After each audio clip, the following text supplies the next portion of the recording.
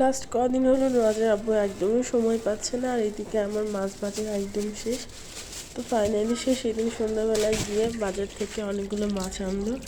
এর মধ্যে দেখতে পাচ্ছ শিঙি মাছ। শিঙি মাছ আমার খুবই পছন্দের একটা মাছ, আর এটা যেমন পছন্দ তেমন একটু ঝামেলারও মাছ। এটার মধ্যে এত বেশি পিচ্ছিল আঁশটা থাকে, এটাকে ক্লিন করতে অনেক সময় লাগে।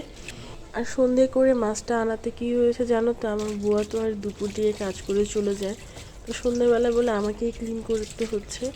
যদিও এখন আমার গায়ে প্রচণ্ড জ্বর, কিন্তু সেদিন আমি সুস্থই ছিলাম, যার কারণে মাছগুলো ক্লিন করতে পারছি।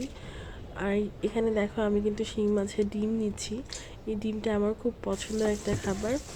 এরপর হচ্ছে পুরো এরিয়াটা একটু ক্লিন করে এরপর একটু চা করে খাবো, কারণ এই শীতের মধ্যে যে কোনো ঠান্ডা কাজ করার পর চাটা খেলে তখন মনে হয় যে একটা পুরো ফুল এনার্জি চলে আসে শরীরে।